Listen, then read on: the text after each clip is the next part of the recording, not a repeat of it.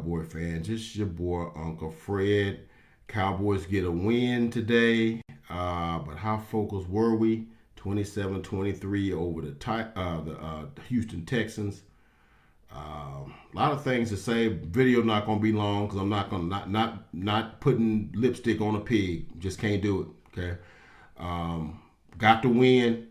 Some troubling things went on today.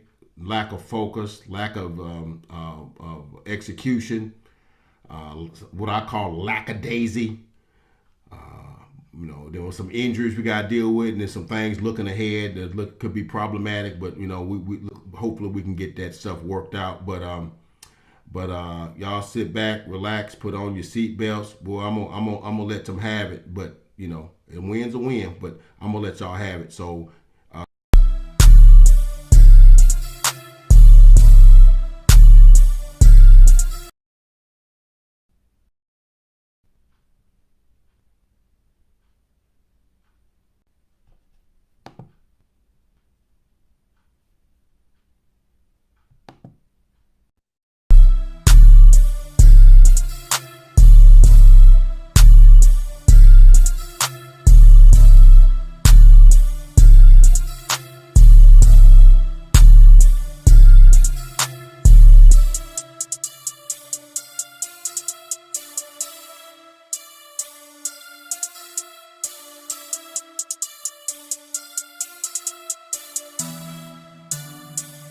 Two times on the beat, bitch.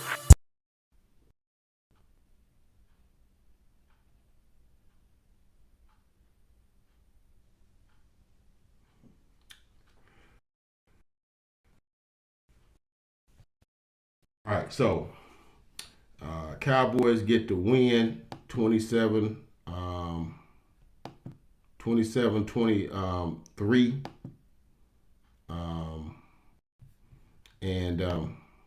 So let's talk about that. So Cowboys getting the win. I know we heard all the stuff coming into the game.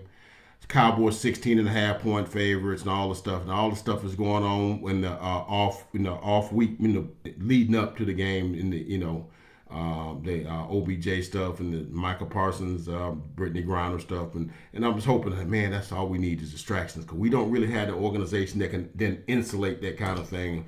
And 16.5-point favorites and things of that nature. So I don't know. But anyway, game comes into play. We kick off, and I'm like, man, we just got to focus, go in. We got to go into that thing like we, on a mission, all right? We are,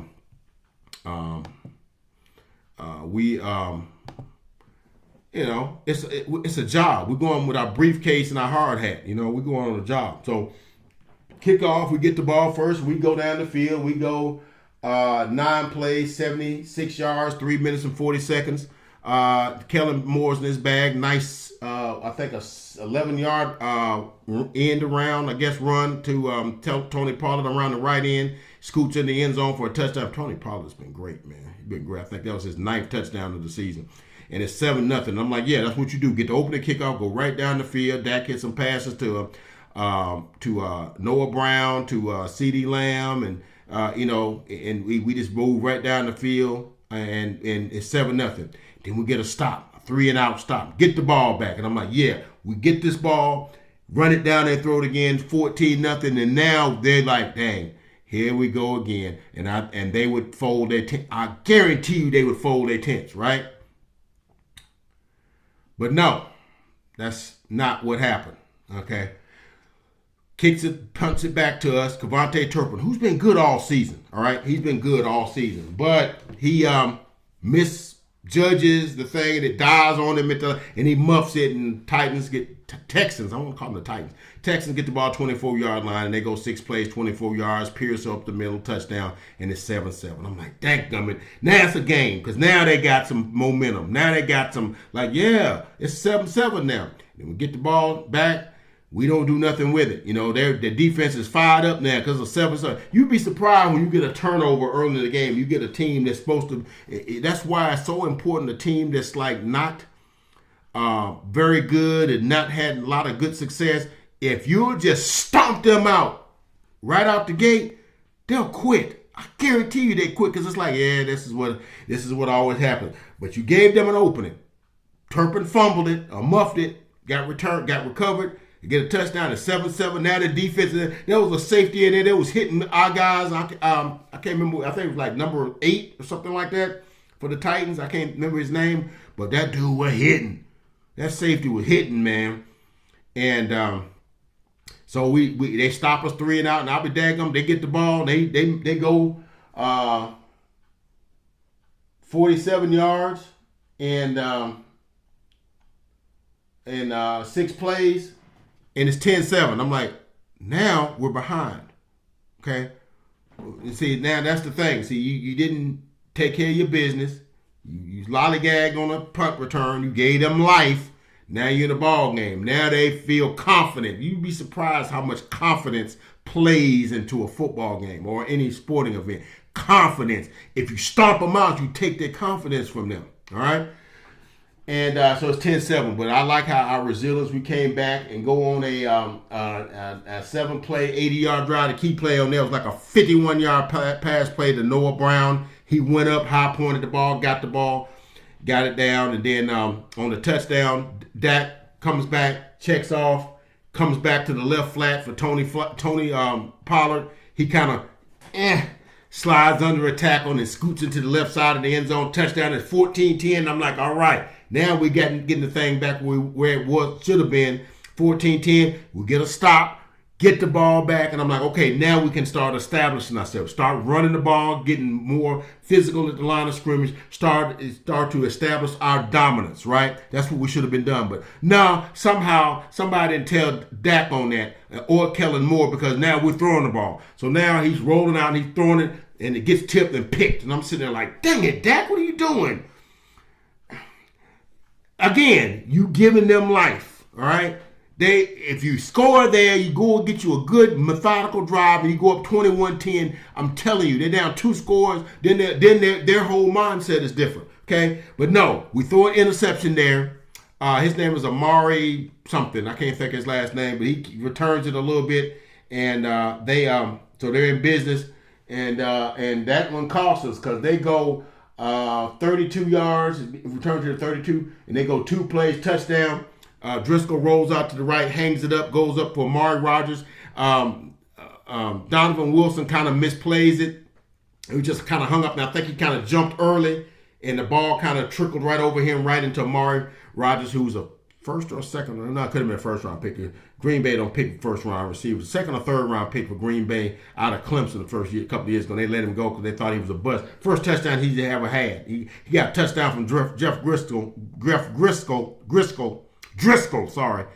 and no touchdowns from Aaron Rodgers, but go figure, right? So now it's 17-14. And see, what you don't understand is when your stuff is all out of balance like that, when you done lackadaisic the thing, now you're in a ball game, okay?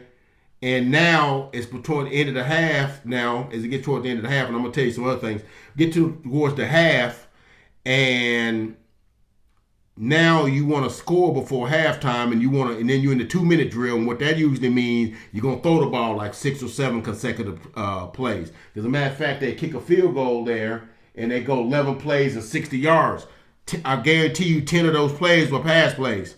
I don't think they ran the ball, but I think Dak may have ran one on his own and got a first down or something.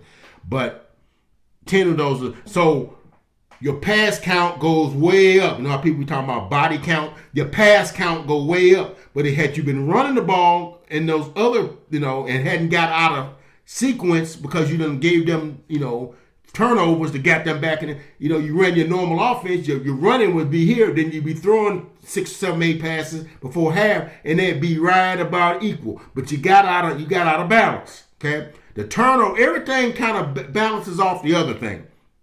The turnovers, and now the defense has to do other things, and then because you get behind, now your play run pass option, pass run distribution becomes different because you're behind now, and now you feel like you got to score. So it's 17-17. They get a field goal, and see the other thing is that when the game becomes longer than it should be, like I said, it's 3-4 things that I thought about when I was looking at this game. Well, I'll save them. I'll save them for later. In the thing. But it was 17-17 with about, 40 seconds left. And I'll be daggum if we don't let them go like 38 yards and kick a field goal before halftime. So it's 20-17. 16.5-point favorites, and it's a 20-17 game at halftime. Okay, and they get the ball first. Okay. And they don't do nothing with it. But on the second drive, we get a fumble. Guys run. Draymond Diggs get the fumble, runs like 30 yards the wrong way, and kind of goes around and makes it like a 9-yard return. And we're in business with like the 32-yard line. We get it down inside the 5, and I thought Kellen Moore got too conservative there because they kept running it up the middle, and we went for it on 4th down instead of kicking it because we only down 20-17. But instead of kicking the field goal to tie it at 20, we went for a touchdown. And I thought that it was at the 1-yard line. And I thought that Kellen got a little conservative, could pull out some of that stuff. And so it just ran up the middle, and Zeke got stopped in the backfield. And so it's a goal line stand. Me, because all of the defense is all keyed into the middle, I'm going to take that handoff, fake it, go out to the left or to the right. I guarantee you Dak Prescott walks to the end zone.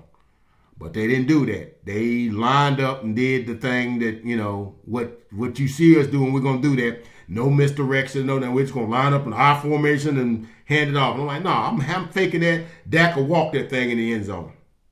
Okay? But they ain't the play they called. And we got stuffed on the goal line. So all that drive, we got nothing. Off that fumble recovery, we got nothing. So then the Texans start moving the football, and they get another field goal, and that's 23-17. So it's 23-17 going to the fourth quarter. We down 6. Okay? So we get a field goal early in the fourth, get a couple of drives. Should have been a touchdown on the drive. Dalton Schultz had a pass right in his breadbasket, and he did. I guess he thought he was going to get hit. But, dude, you're a tight end. You're supposed to get hit. Kelsey gets hit all the time. You get it. You want the big money, you got to catch them passes. He lets it carry him off his body, and they have to settle for a field goal. It's 23-20. And then we get some stops. Now, defense, look, I'm going to say this about the Texans. And this is something that our organization hasn't figured out yet. See, sometimes you don't have to tell everybody what you're doing.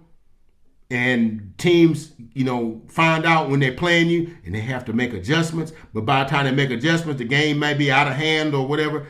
Yeah, we didn't know coming into the game that the Texans, we knew they was going to start Davis Mills. We knew that.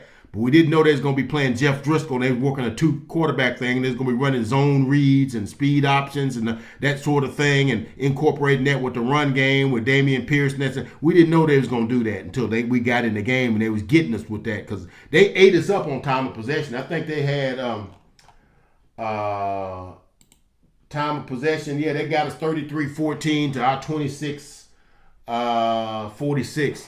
So they was eating up. They was getting 3 yards, 4 yards. Just enough to keep the chains moving, But here's us. If we was going to come implement something like that, we'd have said it in the press conference leading up. Yeah, we might go with 2 quarterbacks this week and let's see how that. Yeah, we might not. Why would you even put that? Jerry and our coach. Do we not know how we play poker? You don't tell people what you're doing. You don't tell people what's in your hand. I might have a 2 and a 3 of clubs, and I'm not telling you what I got. I'm gonna act like I'm go if you want to. I'm finna eat you up. It ain't got nothing, because that's just how you play. But we believe in full disclosure. But Texans didn't tell us nothing, and so we had to make some adjustments to that thing, how they was running that, And by the fourth quarter, we kind of got kind of under control. Got to stop, punted to us, got it to our goal line. And then we also we ended up getting some guys hurt. Terrence Steele ended up getting hurt in the second quarter. Okay, and I'll tell you how that ended up happening. But they end up inserting Josh Ball, who's a guy they've been trying to get off the team for the longest. He's just not good. But our offensive line been so thin, he's just like, we can't get rid of no live body on the offensive line because with Tyron Smith getting hurt, and then McGovern getting hurt early, and then you have to get Jason Peters, but he's 40.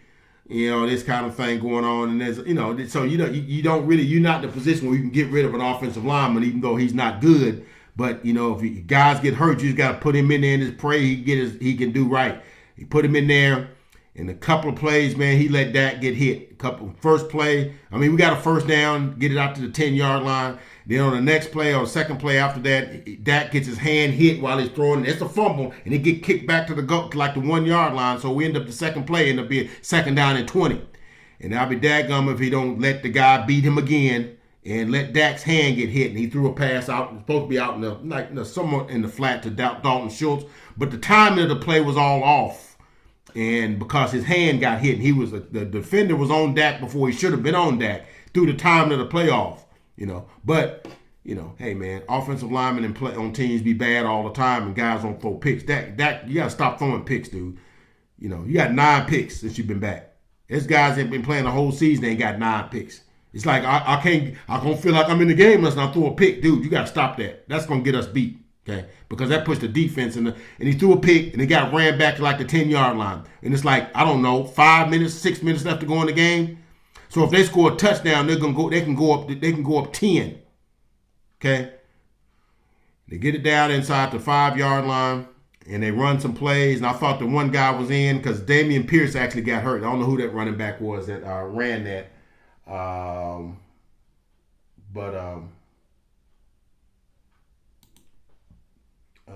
Let's see.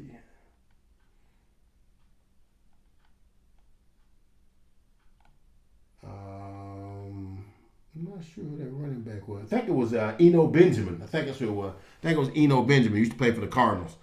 I thought he was in the end zone, got stopped, knee was down short of the goal line, third down. DeMarcus Lawrence, just like he did again in the Detroit Lions game, blast through, stuffed that dude in the backfield. So it's like at the 2-yard line.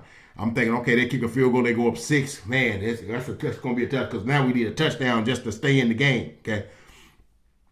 They go to timeout, and they come back about 3 minutes and 35, 40 seconds left in the game at this point, and they decide to go for it. And I'm like, okay, this is it, because if they get this touchdown, that's basically the ball game. And they run a speed option, and it looked to me like Driscoll went the wrong way, like he started left and turned around and went right. And by that time, man, the penetration that got there, they slammed him at the 2-yard line. And with about 3 minutes and like 15, 20 seconds left, we're at the 2-yard line. Got 98 yards to go, and we down 3 against the lowly Houston Texans. And so Dak pulls himself up by his bootstraps, I guess, starts making some throws to Dalton Schultz. But what they failed to realize is a hats off to our coaching staff because they inserted Jason Peters in at right tackle on that last drive. And all of a sudden, Dak got time to throw, and the timing of the throws and stuff are on point. Now he's hitting Dalton Schultz. He's hitting C.D. Lamb, who's been solid all game. He's hitting Noah Brown. He's hitting Tony Pollard. And we're just matriculating down the field. And actually, we end up going 11 plays, 98 yards, get down in there. Thought we had a touchdown to Gallup, but Gallup got blasted and the ball come out. And I'm like, dude, you got to make these catches. That's part of the thing. Nobody's going to let you catch the ball and like, oh, man, that's good. You made a catch. No, they're trying to hit you. That's to get out of the game. You got to stop the guy from catching. That's what I hope our guys would do. When the guys catch it, blast them. Make them drop the thing. Quit letting them catch it and tackling them, But he didn't catch it, and so now it's third down, and, I'm like, well, what do we do now? Okay, what do we do now? It's like 40 seconds left in the game. What do we do? What do we do? And we go to our bread, and we hand it to Zeke, and we give the act like he's going to keep it. Like Dak going to keep it. He rides his hip, and he's like, rides it up, and then just let Zeke runs it up the middle and dives in the end zone, touchdown, kick the extra point. It's 27-23. And like 41 seconds, I think, left to go in the game. And I'm like, man, if we can just keep them off the field, keep them out of the end zone, we good. And you got to thank Laramie Tunsil because they had a couple of passes. That dude Moore, I think he had 10 catches for like 124 yards. He had a deep one. Got it almost to midfield, but then Laramie Tunsil had 2 back-to-back false starts, and that backed him up. And it let them have to throw one in Hail Mary in the end zone. It was like 5-6 Cowboys in the end zone. They intercepted. I think Israel Mukwamo, I think, intercepted it. And we have to go. We get the ball. And we do a victory formation. And head scratching victory, 27-23. Right. So as my thing says here, and I thought I showed it, but I guess I didn't. Great win, but how focused were we? And I was talking about when you're not in the game, when you're not taking care of the business like you should, things just kind of happen when they shouldn't, okay? Like, first of all, let me tell you what ends up happening here, okay? And it comes out, and I got this here, and this is what I come up with. When you play with your food, this is what happens. The silly stuff start happening. The game becomes more competitive, okay? You give the other team more confidence, all right? You risk injuries, okay? And it takes you out of your game plan. All of those things. Turpin, lollygagging on the punt return, gave them life, gave them a touch. Now the defense is fired up and they hitting us, okay? And you got, and it kind of like you become lackadaisical. There was a drive in the game when we couldn't get a first down. I think that's early in the first or second quarter. We had a 3rd and 10. And Dak just wasn't good today. And all the people said, well, Dak just average. Dude, you got to eat that. You were not good today. And it starts with you. You got to say that. You were lollygaggy today. Lollygaggy. That's a word. I made it up. That's right. He comes back and he looks off the front, the first read, second read, and he comes back to Pollard on the left flat, kind of like the pass he threw a touchdown for. But he the announcer would say he just kind of lollygags the ball out there. And it kind of dies on him as he gets to the sideline. And so Pollard has to go to his knees to get it, and that stops his momentum. And by the time he gets that and gets back up, he can't get up and get the first down. So we had to end up, and I think that might have been the drive that they ended up getting the touchdown to go up 14-10 or 17-14. 10-7. And I'm like, what are you doing, Dak? Can you kind of be like more like, boom, nobody there, and snap that ball out there and quit lollygagging it out there. And we didn't get the first down. It's almost like, I can kind of just, guys ain't finishing their blocks because Terrence Steele ended up getting hurt too because he was kind of lollygagging on a block. He was kind of getting skated back into the backfield, and he kind of got pushed over a pile, and he hurt his knee because you weren't engaged. All of this stuff starts from the top, and it's a domino effect, and it trickles down. And so he ends up getting hurt, and that's why we couldn't get no push late, couldn't get no pass protection, because then they had to put Josh Ball in the game because he didn't come back. And then of course Diggs gets hurt, he get his thumb hurt, end up being both his thumbs. So all those things happen when you play with your food, and I think we really played with our food today. All right, and it ends up hurting you in the long run. All right, let's talk about it. Let's talk about these injuries. All right, let's talk about them. So injuries, Terrence Steele, man, I hope and pray that don't be ACL because Terrence Steele hadn't missed a game since he came in for Lyle Collins last year. He's played every game and he's been average. He's a Pro Bowl right tackle. I don't care if y'all say that or not. He is. I'm saying it. Okay. We lost Javon Kearse to a pregame injury, but he ended up playing, but he wasn't 100% before the game.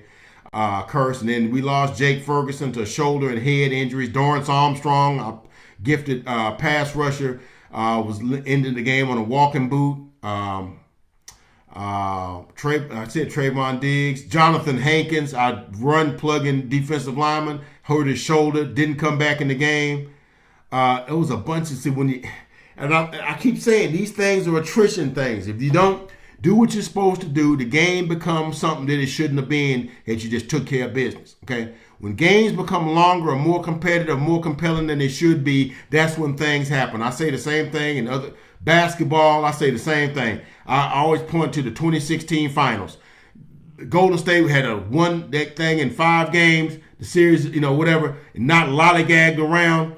Then you look at all the guys that end up getting hurt in Game 5, Game 6, and Game 7. Them games weren't even supposed to have been there, but you let the game go longer than it should have been. And so the game, if you look at how the Eagles did when they played the Giants today, they went right in there, played no games with them, all business. It was 21-0, 24-7, 48-14, and they at no point did the Giants ever think, man, we make a couple plays winning. No. And it demoralizes the team. Then they give up. It's like, no, we really ain't got nothing for y'all today. And I felt like we let them stay in the game. We let them hang around. We gave them hope. We gave them confidence. And then it allowed us to stay lackadaisically. And now we not blocking as well. We getting guys pushed over piles. Guys is late on plays. Guys not, Dak is late on his reads. Dak is lazy with his throws. And now you're in a ball game. And now you have to resort to an 11-play 98-yard drive. And of course, now I'm supposed to make Dak the hero. Well, he had resilience. Look, I'm gonna use a Shannon Sharp phrase here. I ain't gonna give you credit for saving folks out the burning house when you set the fire to burn the house. Yeah, you going in there. I'll save them and run all up in there and bringing folks out. But 10 minutes before the fire, there you are with a gas can, slinging gas all over the place, throwing a match in the building. And you want to get credit for going in and saving the people. No, you set the fire. All right? And we had to go and resort to all this stuff to get a win against the Texans. We had to use our good china to eat hot dogs and chips with. That's mine. That's your boys. I can't even put that one. Yeah, you had to use the good china to eat a hot dog and chips. You could have used the paper plates, some Dixie paper plates for that. Hell, even a paper towel. You need the good china for that, the good fork, the good silverware for that. Don't break out the good silverware for this game. Save that for Philly. All right, man. I done ranted enough, man. Game balls really ain't gonna be no real game balls today. As we close this video, I'm gonna give Tony Pollard the game ball because he played well. I'm gonna give Jason Peters one because he went in after the fiasco with Josh Ball playing right tackle. We we put in Jason Peters, who's 40 years old, who's been injured his own self throughout the season, had some bicep and shoulder things going on. But he went in there and played admirably at 40 years old. He gets a game ball. Jason Peters ain't played right tackle since 2005. This kid's a young kid out of Marshall. And his guy was eating his lunch every play. Okay. Whatever. And I get Tony Pollard one because he went 10 for 42 on the ground. And one touchdown. And he caught 4 passes for 20 and another touchdown. He's got 9 touchdowns. I think he's got like three touchdowns receiving. He's got like 12 touchdowns all total. Having a great season. He's a Pro Bowler. He's got like 891 yards. Yeah, Tony Pollard's the guy. I would give Zeke one, but he really wasn't that great today. He was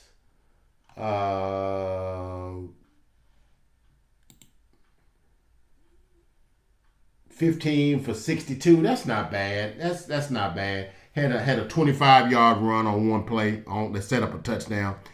He wasn't bad, and he scored the winning touchdown. You know what? I'm gonna give Zeke a game ball. All right, yeah, I'm gonna give Zeke a game ball, and we end up with like 100 and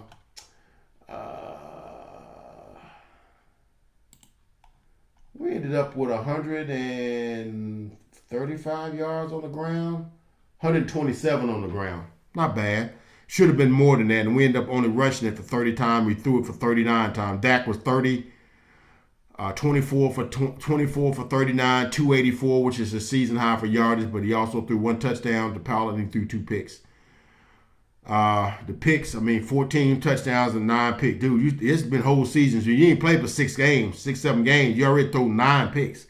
It's the 3rd game you've thrown 3 picks, 2 picks in. And a couple of them was close. Dak, you gotta get it together, bro. I've been your guy all along, but I gotta call a spade a spade. Dude, you gotta get it together. You gotta stop with the picks. You gotta either figure out what you're doing, not throw some stuff, or something. Because some picks are gonna get us beat in a game that we shouldn't get beat in. And I'm sorry. I gotta say that. And I know you had to drive. Fine, I get all that. But it shouldn't have took that. And the picks is getting, cost us points today against a team that you shouldn't be throwing picks against. So no, you get no game ball. You get the GOAT today. The GOAT. That GOAT, not the greatest of all time. You were almost the GOAT today. You saved us, but you set the fire. All right.